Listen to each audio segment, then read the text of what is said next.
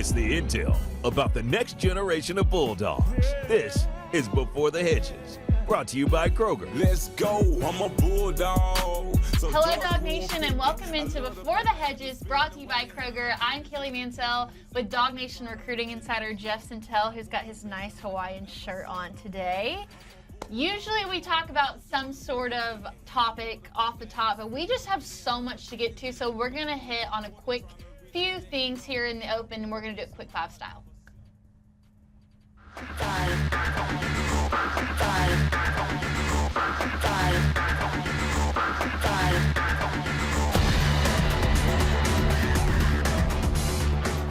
As always, have to put our fives up. Let's go ahead and start with a quarterback who maybe hinted something our way over the weekend. Of course, it's the five-star quarterback, Jared Curtis, who missed out on G-Day because it was his last prom. These are pictures that he posted that my good friend Jeff Sentell found. Nice car. His date's in red. He's got a red tie. It's a red car. And maybe if you're a Georgia fan, you take away some meaning from this. But I told Jeff after the Justice Terry commitment, seeing the black suit with the red lining, and he still went to Texas, I'm not buying it. Funny how you said I'm not buying it. Kaylee's trying to be clever with that one right there. But Kaylee, I will say this is a colorful way to describe the latest chapter in the Jared Curtis recruitment. I am actually told that the Georgia staff got a chuckle out of seeing these colors. They definitely approved. Sources say, I don't know if the Team Oregon and the Ducks were quite happy with this, but Kaylee, obviously this is circumstantial, but wearing all that black and red and the red car, I feel like it's a little bit more than the norm here a little bit. And, listen, I still have people in my ears saying, hey, man, this is going to happen. The Dogs are going to get Curtis. They're going to meet the number. They're going to match the bid, which is very interesting. But I will say this, DawgNation, if you sit there with the skeptical emoji like doubting Mansell over here, I'm going to tell you this. Take how you feel right now. Rewind your own personal emotional history. How would you have felt if the car was, I don't know, chrome and gold or chrome and green? And how would you feel if he was wearing maybe a black suit with like a green tie with gold accents, chrome accents? Just compare the feelings. I have to say this is at least, is it nothing? Probably not nothing. Is it something substantial? I wouldn't say it's substantial. I wouldn't call those colors anything other than bad taste. We're still not sure where the Jared Curtis recruitment is going to lead, but for one Georgia commit, we know that he's locked down, and that's Seven Cloud, the three-star defensive lineman. He posted this on social media, "Go Dogs, #recruitment closed." It's crazy that we are even in an era where you have to put out to the world that your recruitment is closed. But if you're a Dogs fan, you've got a lot of security in Seven Cloud now, and you've got a lockdown commit in the class of 2026. Yeah, this is what I'm going to translate a little bit between the lines here, Kaylee, is obviously he has a great sentimental story about why he chose Georgia. His, members of his family that are no longer with us, they've made their dream was to see him play for Georgia. He was a 2023 Georgia commit. Life happened. He dropped out of high school. He had to go to junior college. He missed a year because of a knee injury. But to me, this says not only this feels like I would say that negotiations were closed, handshakes were met. And again, I say this a lot, Kaylee. I can't think of, there's probably not 5 other recruits in this class of 2026 more important than Seven Cloud, simply because he's going to be a senior next year, at least a senior in age. And that's going to mean he's a grown man ready to jump into the defensive line. Oh, and by the way, he's the #1 defensive tackle in JUCO ball and also the #1 overall prospect in JUCO ball. And he certainly looks good going through spring drills right now. So on last week's show, we provided a full visitors list for G-Day. And you said 2 of the most important guys on that list were Mark Bowman, the 5-star tight end, and then Vance Spafford, who is already a Georgia commit. And a lot of the decision of if they're going to be there is going to depend on one another. How did that visit go for those 2? Yeah, I think we're going to get really into the weeds in a minute because we're going to have another segment of the show where we're really going to dial in what we thought the Spafford visit and also the Bowman visit meant. But I thought it was a very strong visit from what I've heard. Bowman was there. Georgia brought like a kind of a full court press. You see Lincoln Keys there in the background. You see Pierce Sperling III as well. I think Bowman has always wanted to be a Dog. I think he sees himself following the same path that Brock Bowers has. I know he has at least had conversations with Brock about what it would be like at Georgia. He got to watch Georgia practice. That was invaluable. Kaylee, I think that visit did what it needed to do in terms of I think it kind of solidified things a little bit with him in Georgia. Now, of course, Oregon's there, Texas is there, but the main thing, like I'm glad you hit on, and as you open this Quick Five segment, is him and Spafford. They're pals, they're boys, and you want to play ball with your boys, and I think those boys want to play ball together. All right, so one recruit that we've been talking a lot about over the last couple months is the 5-star offensive tackle Jackson Cantwell, who released that great graphic that had the Waffle House kind of a logo. Yeah. But now he's put out there that he's going to be making his decision April 30th. Do you have any Sentell's intel on where you think this might be headed? Yeah, this is one of those. Obviously, Drew Rosenhaus is his agent. That's the famed NFL agent. I believe the HBO series Ballers was kind of framed after him a little bit. A very aggressive negotiator in the football realm. Kaylee, I don't know if the Dogs are going to win this one anymore, especially with the quick move-up date. He's been to Miami. He's going to take an official visit to Oregon right before that decision. So maybe we needed to check Jackson Cantwell's IG feed to see if he's wearing a green tux with maybe a yellow bow tie or whatever.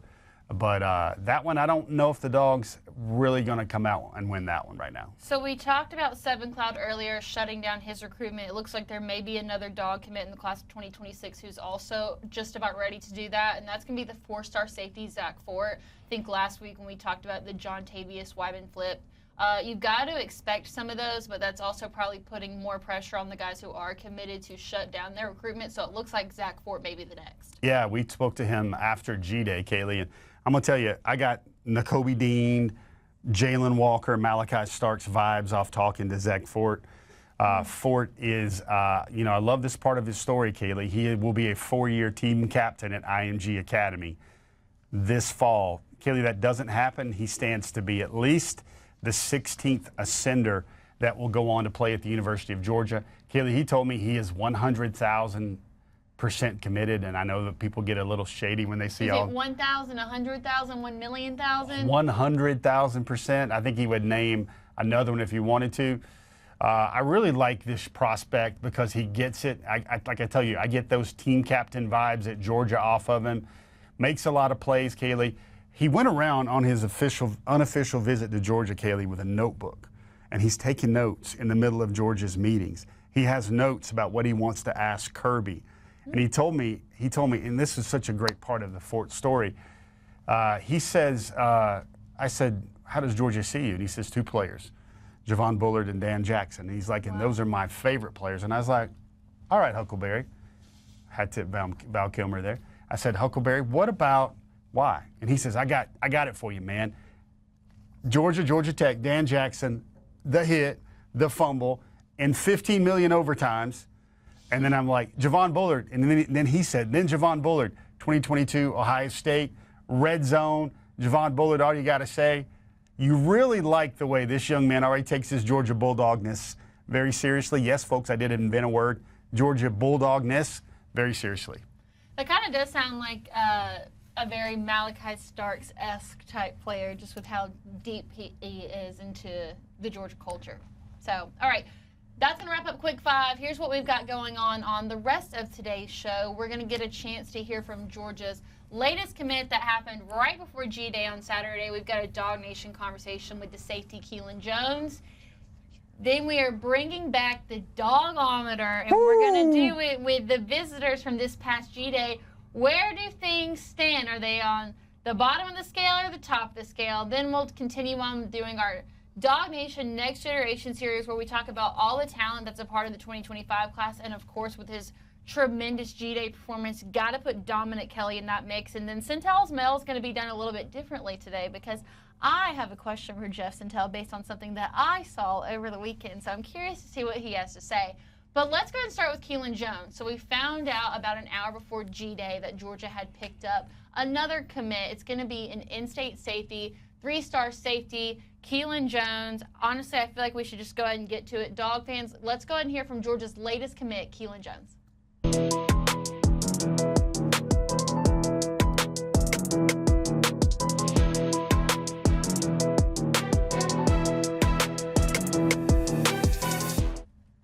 Tell me about the best play on your highlight tape. Like beat John Madden with it, you know, or like beat Tony Romo with it or something. All right, I think the first, my favorite play was probably my hit against Riverwood. It was like early in the game. It was a read option. Quarterback pulled it down the middle, and he didn't even see me coming. I smacked him. That was probably my favorite play. Smacked him, huh? Yeah. So your favorite plays are smacking people, right? Yeah. Pick six or smacking somebody. What would you rather have? Maybe a pick six. But. Cause my pick six was my first clip of my film, but yeah, that was my first clip. My favorite one was probably the hit. What's your dream? Everybody's got a dream. What's that dream for you? My dream is just to make my mom proud, for real, and take football as far as I can. What's your mother's name? Kelly. Kelly? Kelly Stoudemire. Stoudemire. And why was she the one that was always washing your jersey, getting you to practice, telling you to be tough, all that stuff? She's been sitting there four quarters of no matter how hot it was, cold, rain, thunderstorms, she'll always be there. Always got the stains on my jerseys. No matter who missed the game, she was always there. And how quickly have all these offers popped up? Can you describe it? Like, is it when the junior tape goes out, all of a sudden everybody offers? It was kind of like people were seeing the tape like mid-season, after the season. They were just kind of waiting for somebody to take the chance. And then when Arizona State offered on January 8th when we came back from Christmas break, it was kind of just nonstop from then to now. How many offers did you have on January 1st? 0. How many offers do you have now? 28, I think. 28. What did they see? Did you feel like you were unleashed, I guess, a little bit?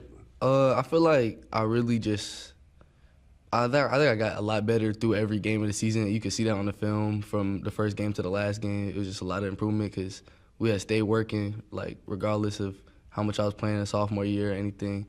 Just try to keep my head down and keep moving until somebody took that chance on me and then everybody else started noticing. Did you grow up a fan of any certain school? Did you have, like, maybe your family moved here from Chicago or anything like that? No, we've been here my whole life. My mom went to Georgia. So, like, my mom and my grandma both went to Sprayberry here, and my mom went to Georgia, so they're all Georgia fans and stuff. So that's kind of what I grew up on. What does mom say about this offer? Did she bark at you or something like that when you got that one? She cried almost every offer when I told her, but that one definitely meant something deeper to her because, you know, she went there, so I guess that was kind of another dream for her because we had been talking about that with my whole family. They all say I'm going to Georgia since I was 3 years old, so it was definitely big for her too. How did they tell you? Did Coach tell you, or did T-Rob tell you, or like how did they deliver the offer that mattered a lot here? It was Coach T-Rob, and along with like most of my other offers, none of these coaches knew who I was by name at all when they came in. They came for, you know, other players on the team, everything, and then a coach would show them my film, and they pretty much had no doubt and offered on the spot like that. On the spot offers, huh? Yeah. What does Georgia want? Why did Georgia offer you? What did they see in your game that they value? Yesterday, Coach Stack had told me that they like how I just put my nose on the ball and can and really come down and hit, and just versatility really for my position. Coach Stacker, the new Nichols coach, I guess? Yes, sir. Do they see you as a nickel corner, or what do they see you as? Really just like trying to see who I grow into, like what position I grow into, but probably more of a safety as of right now. Height, weight, what are you, 6'1"? About 6'1", 190. 190? Sure. Is that what you played at last year? I was about like probably 183 or so. Yeah. Wow.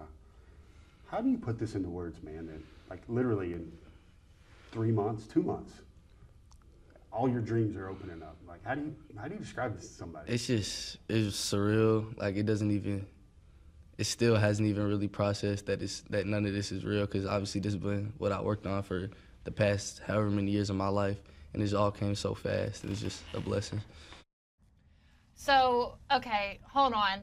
0 offers on January 1st to now having well over 20, and the fact that his mom went to Georgia, grew up a Georgia fan his entire life. Mm-hmm. I mean, What an amazing story. But apart from all those things, like, what stands out about his commitment as a whole to you? I just think he's a very mature kid, Kaylee. He didn't even play till his junior year, and I asked him about it, and he was like a little too honest with me, and he said, well, because there was a senior in front of me, and I thought maybe I was a little bit better, but that's how it goes. I had to just put my head down and work and wait, and finally it was my turn, and then he started playing. And Kaylee, another great part about this is he was on a secondary last year with Jordan Edmonds, the 5-star corner, this class, committed to Alabama, and then also Mark Manfred, who signed with Missouri, who's already there. So he had 2 SEC guys in his secondary.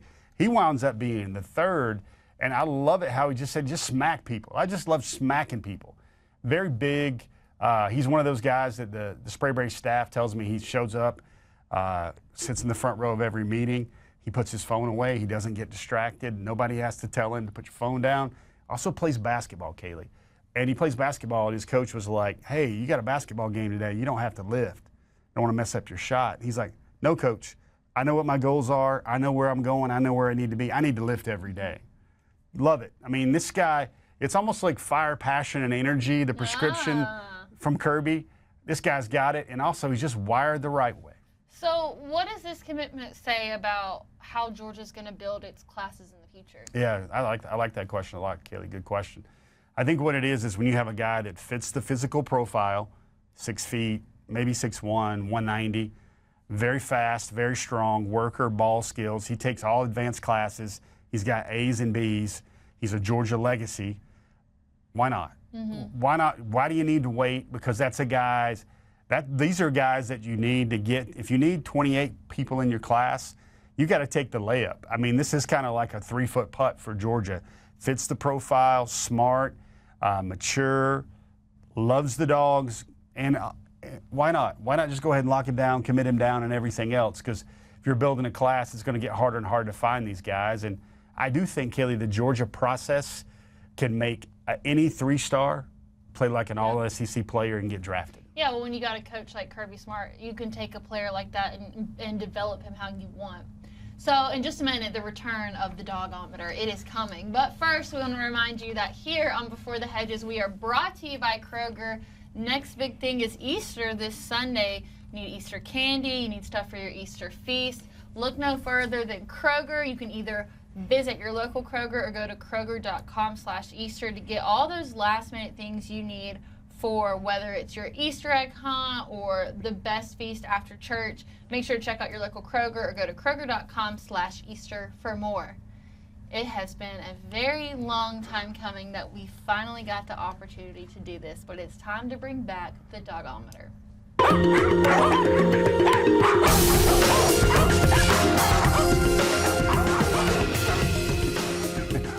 So, for those who have not seen this before, what is the Dawg-O-Meter, Jeff? So, people have crystal balls, people have, picks, and this is just going to the doctor, taking the temperature. The Dawg-O-Meter is going to tell us whether they're closer to being a dog, farther away to be a dog. It's just a current snapshot of where we think these talented players' chances are of committing to the G and signing with the G. So there's 4 different categories, starting with basically not a dog at all. That's a Chihuahua. Then you've got the Schnauzer. Then you've got the Black Lab, and then you've got the full-on DawgNation Georgia Bulldog. And we're going to do this with some of the top G-Day visitors from last weekend. So we're going to go ahead and start with the tight end, Mark Bowman, one of Georgia's top priorities for this year. Let's find out where he stands on the Dawg-O-Meter.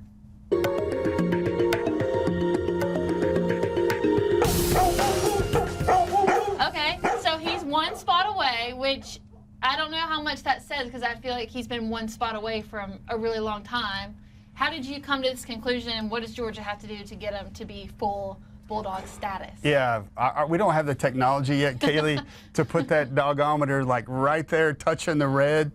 But I think he's right on the verge, right on the touch in the red. You also hear that Mark Bowman is going to make his decision not after his football season, maybe not even before his football season, but maybe sometime June, July. I think that visit went well. I think it was a multi-day visit. I think the Thursday practice meant a lot. And Kaylee, I feel like we've been talking about him for 3 years. But number 19, they call him Baby Brock. Nate Frazier told me about that many moons ago when he was still being a recruit. They love him. He was initially a 2026.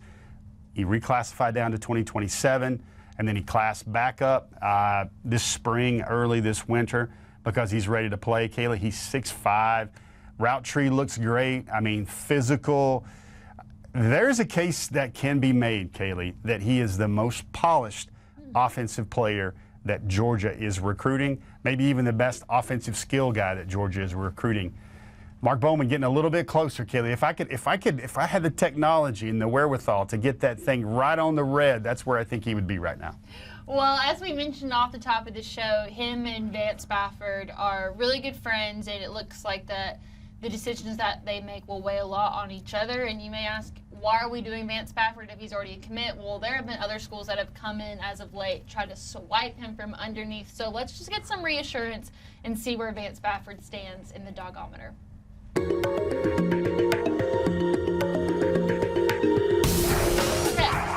Okay, if you're a Georgia fan, this makes you feel good because USC was trying to come in last minute, but maybe he just needed a visit to Athens on G-Day to make him feel like he was in the right place. There's nothing wrong with that. Well, first of all, there have been innuendo and rumors about, let me just use a Brandon Adamsism, online chatter. Online chatter. The online chatter was chattering about Washington, about USC.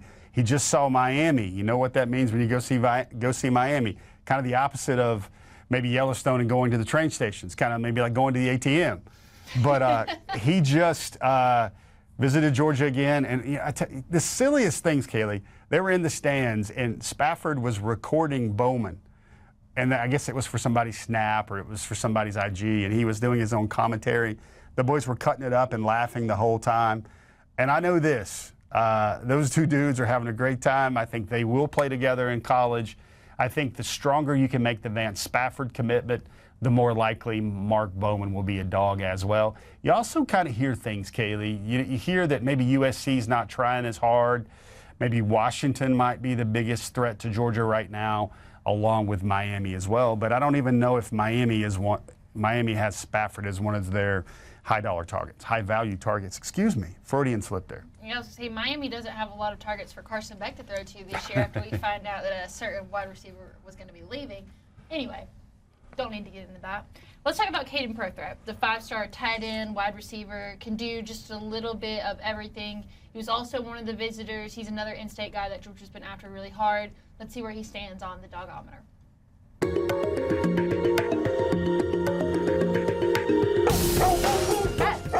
I mean, this is really, if you're not going to be full-on dog, this is the category that you want to be in. What did you hear about how his visit went? Loved it. Loved watching him practice. You know, Kealan, he was one of those guys that was on the sidelines observing everything, kind of soaking it all in. And it's kind of funny. Whenever you see Prothro now, it's like I don't even have to look. I look to the sky when I'm looking for Prothro. You know, sometimes you're looking and you try to look shoulder level. I just come down from the sun, and like Prothro is like the first head I see because he's head and shoulders above everybody else.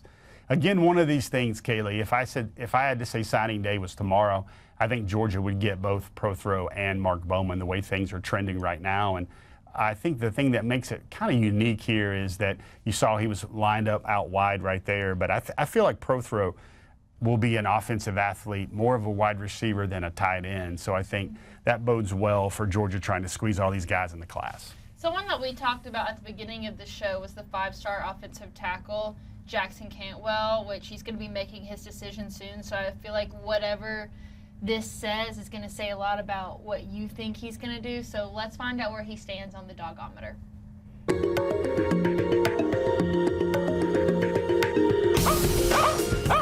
It's our first schnauzer. So I guess that means you have a pretty good inkling that it's not Georgia. But more importantly, why? Like, why wouldn't it be Georgia? Is it strictly a money thing, or has he just been prioritized by someone else harder? Well, first of all, everybody loves a comeback story, so we hold the reserve for that. Again, we feel this is a snapshot in time right now, but I do think it's eerily odd that the first two stations on the Dawg-O-Meter are green and kind of lime green, because that kind of means Oregon's colors in a lot of cases right there. But Kaylee, I think it is very interesting. You don't need to be on a detective show to realize that Jackson Cantwell tweets out, "Oh, looks like I'm making my decision a lot sooner than I ever thought I was."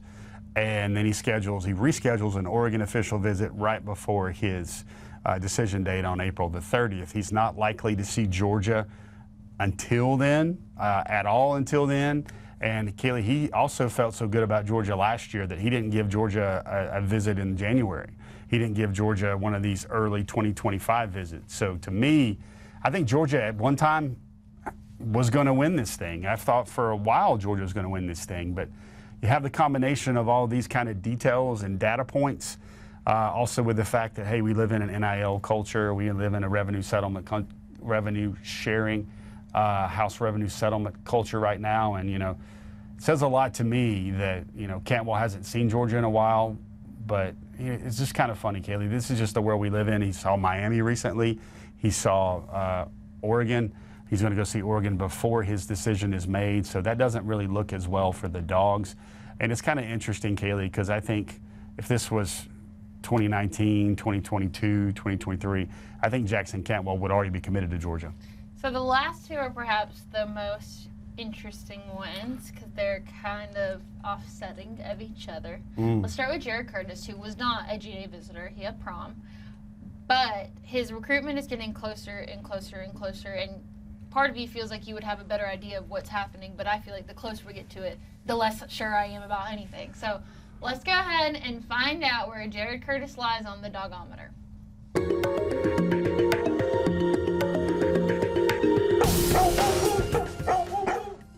Could it be better? Yes. Could it be worse? Also yes. Yeah, I know I'm going to get some comments which are reserved, but this was well thought out. We had staff meeting about staff. We talked to focus group and research. No, we actually didn't. But Kaylee, we've called it a soap opera. I think Georgia's chances continue to get better for Jared Curtis. I think that they will wind up with either Jared Curtis or Bo Bentley in this class. But the stuff you continue to hear, it kind of makes me want to reevaluate the way I think. Like, do I feel Georgia has the spend or the need to spend for a quarterback like this? I don't think so. But I think Georgia has kind of figured out that this is the guy they want. Perhaps, Kaylee, one could, if they really wanted to pop the hood on my thinking here, I would say that the reason why Georgia's chances may be ebbing a little bit with a Jackson Cantwell is because they're increasing with a Jared Curtis, because I think one of those two guys is going to get a deal that will satisfy their reputation. Their representation, not reputation. Had a little slip there on the 5-yard line, but Curtis, I think, is a guy that can be a #1 overall pick coming out of Georgia the same way Matthew Stafford was. And for the longest time, he has loved Georgia. Georgia was his initial pick. Georgia was the runaway leader. And then he had the decommitment and had to look at everything else. And I also just get the feeling that, I don't know whether this is new or I've always felt this way, but I get the feeling that top dollar is not exactly what Jared Curtis is looking for. Jared Curtis is looking for NFL development. Well, if it's not Curtis, then perhaps it's going to be the next guy, which is Bo Bentley, who's recently really popped up onto our radar, and it feels like each week we get a little bit closer to figuring out what he's all about. So let's find out where he stands on the Dawg-O-Meter.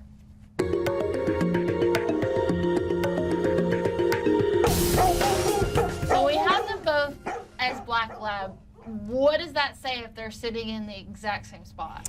Because I kind of feel it will be one or the other. I don't even know if it's 1A or 1B, but I think Georgia will.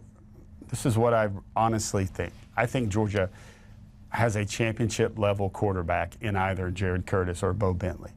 I really feel that way, and I think both of them have strong opinions about the Dogs and the way they play, the way they practice, what stands out to them about the program. Kaylee, we continue to say this over and over, but perhaps it's a headline for a DawgNation story, but the #1 thing that Georgia has to offer these days are their practices.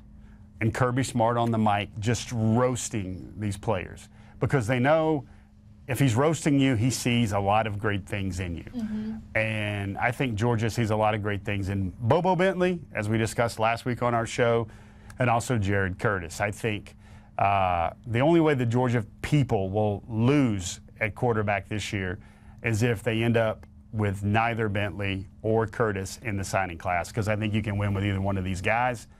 And I'll tell you what, if Curtis doesn't go the Dogs' way on May the 5th, May the 6th, and everybody has a interesting Cinco de Mayo, we'll have another we'll have another Before the Hedges Dawg-O-Meter with Bo Bentley. So it sounds like a lot of the guys that we just talked about had a great G-Day visit. And in honor of G-Day, our Next Generation series today has to revolve around a freshman who had a standout G-Day performance with our DawgNation Next Generation.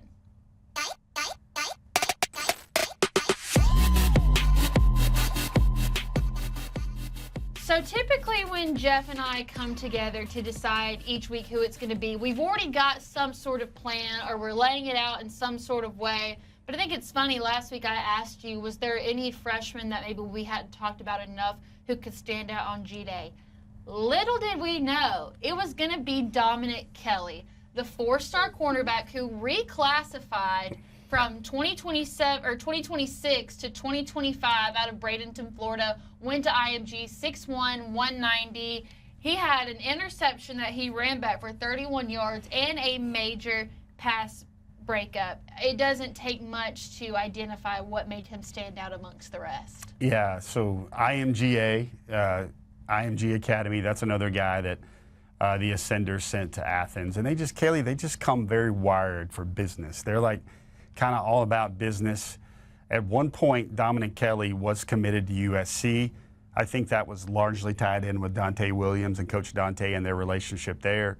Soon after, when Coach Dante took the Georgia job, you kind of heard about Dominick. You kind of heard about that connection there, and it wasn't long. I think he committed to Georgia, I believe, in late June of last cycle. And this was a guy that continues to impress you. Every interaction I had with him was like super mature kid. That guy's going to do big things, and he did so already at G-Day. You know, the mental note I had, like I make notes every time I talk to a kid for the first time, and sometimes they come up in stories, sometimes they don't. But Kelly was, I remember my notes here for Kelly because I just looked at him before we taped today. And Kelly was about, we'll play right away, a typical Georgia guy, gets the UGA standard and mentality. Kind of that's what I was thinking. And Kaylee, he even told me back in October of last year that he was going to reclass after his official visit for the Tennessee game. So he was just ready to get to Georgia, ready to get to play. And so, again, everybody liked number 24, although it took him a while to say, hold on, is that Malachi Starks there? Who's that? But made some plays. I thought he looked good in coverage as well. Georgia's got a lot of great corners, but I think they got another great one now in Dominick Kelly. Well, as you mentioned, he initially was a USC commit, then decides to go to Georgia. So let's hear from Dominick Kelly himself on why he chose Georgia. Initial plug with Georgia, was it a little bit of Coach Dante? Was it the reputation of the program? Like, what was the reason why you flipped to Georgia? Yeah, 1,000%. I think, like you spoke on, just, the relationship I have with Dante. He's a great coach. We're really close.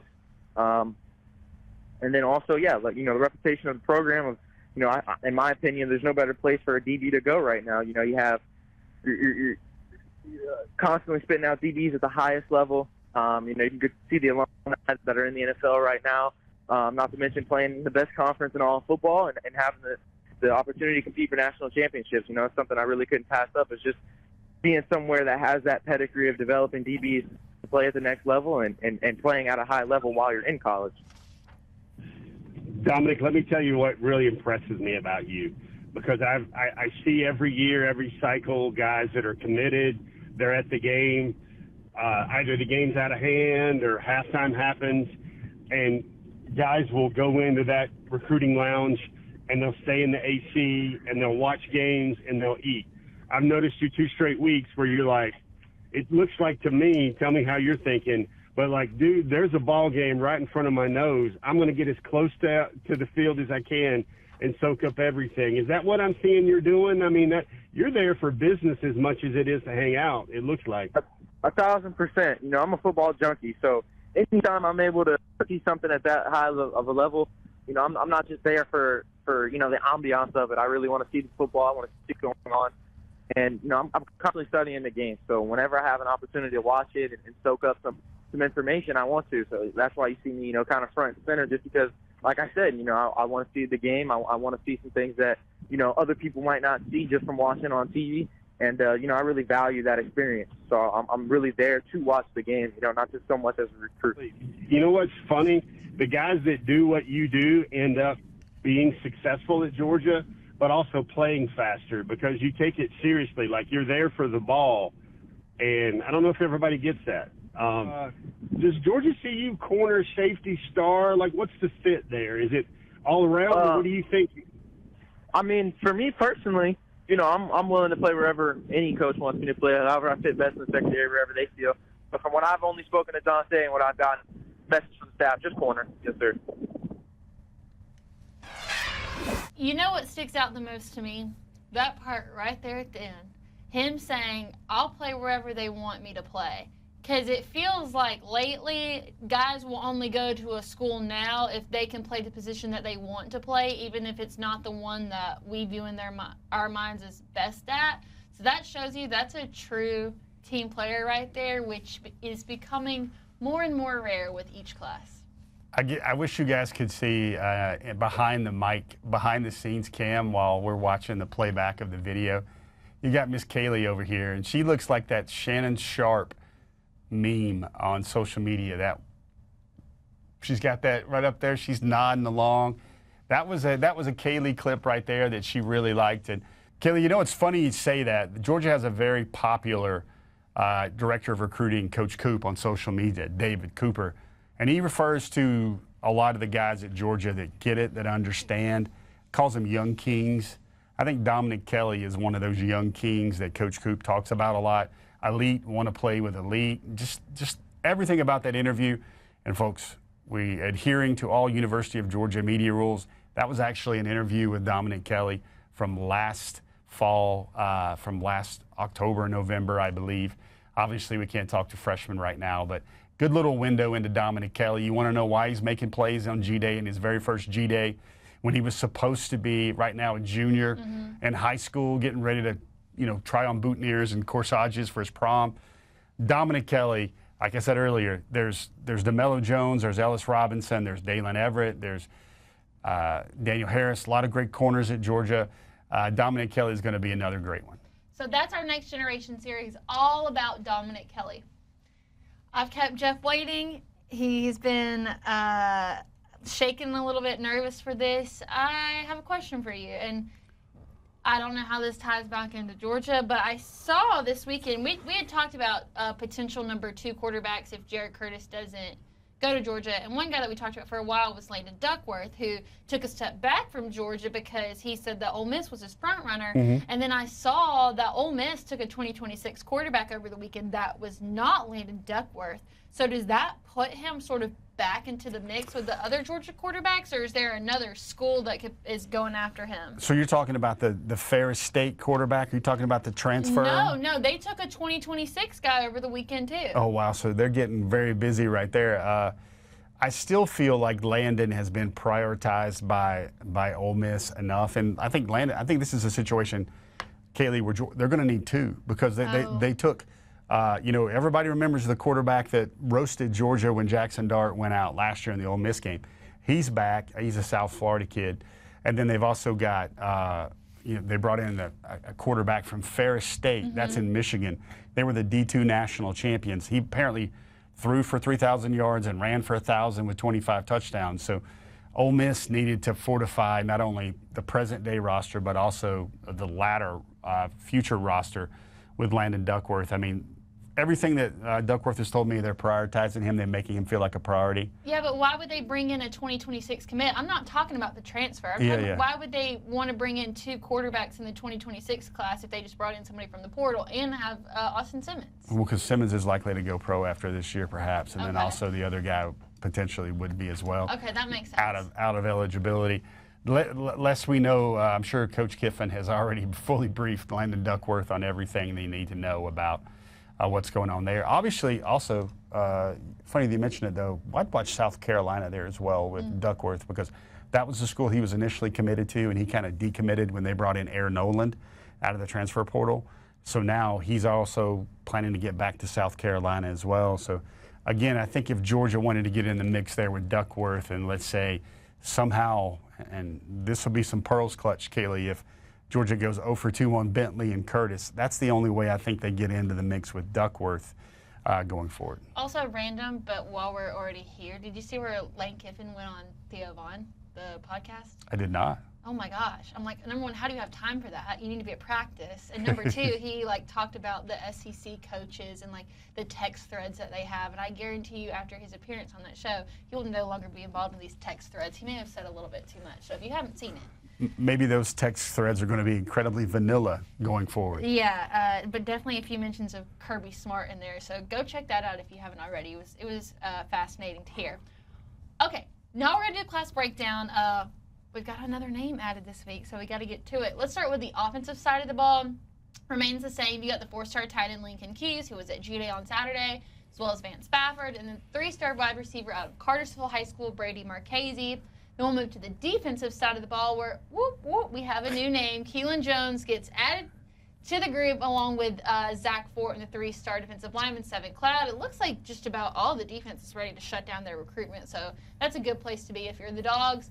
Then we move on to our snapshot. These numbers have changed because now you have 6 commits, 2 of them being in-state, which means that the state with the most commits is the state of Georgia, and their class rank is at number 24. They were at 26 last week, so they move up in the ranks. Now we'll move to our top targets.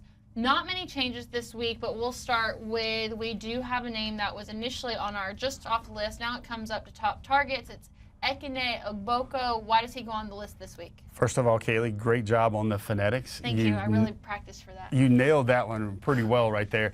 He was in Athens again this weekend. I feel like Georgia continues to make him a priority.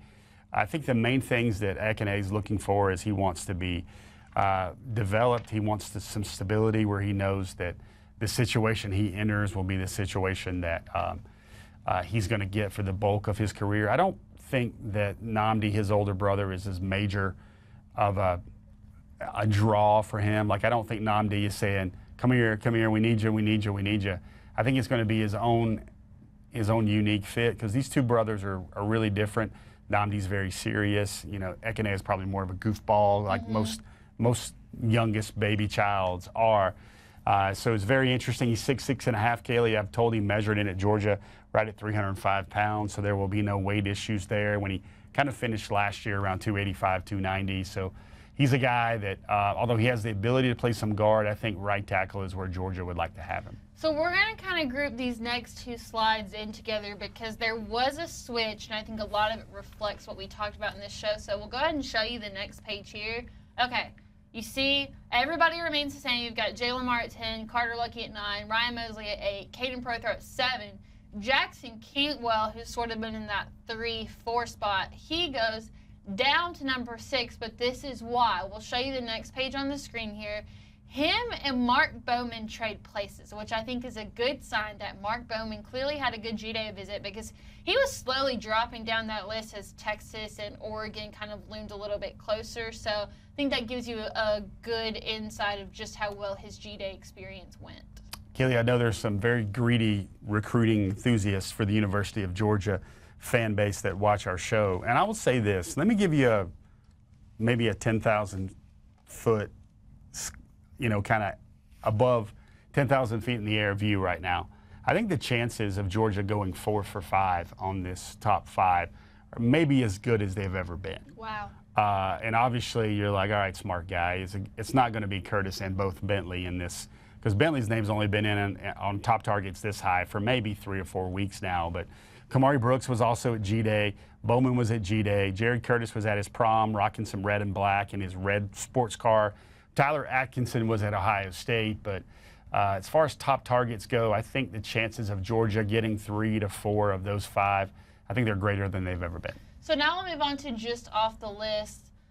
Not many changes, but can we get an update on the 5-star athlete Derek Cooper?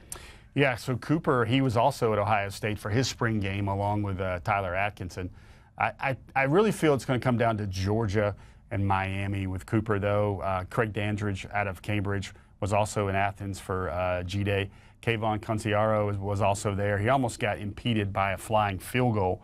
A stray. He was coming down the recruiting bleachers, Kaylee. Catching stray. And he caught a stray. He caught one, I believe, right on his collarbone in a little bit. And Kayvon was like, man, what am I doing from an errant field goal? But Carson Baker also recently labeled Ohio State as his leader as well. So that's a good look at JOTL right there.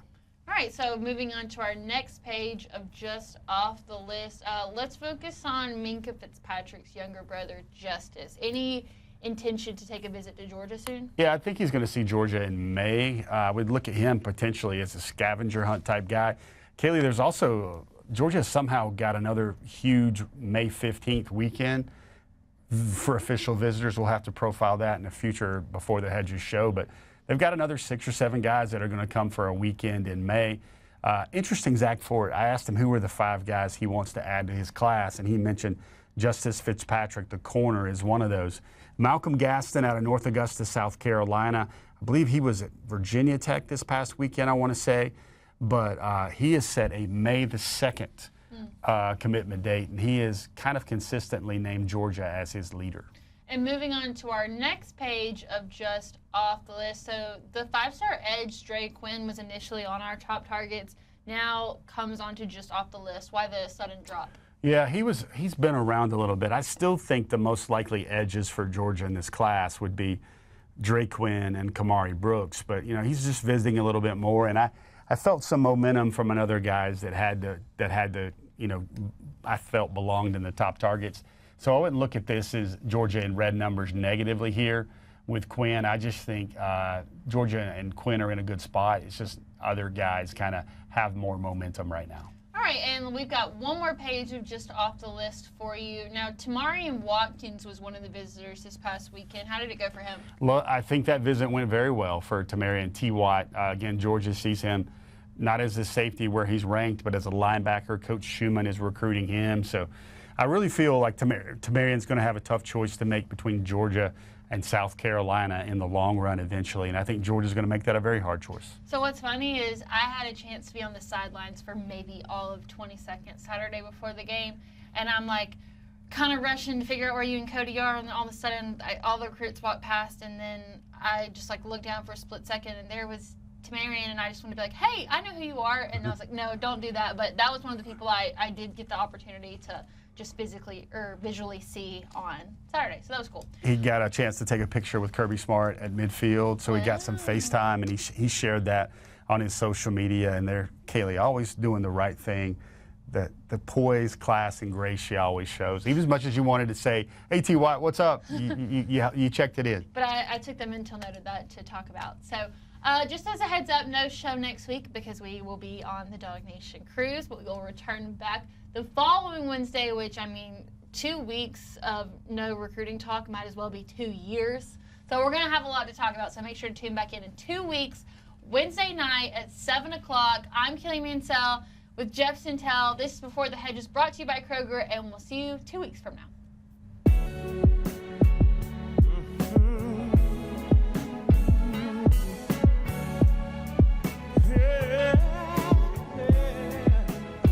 Let's go, I'm a bulldog.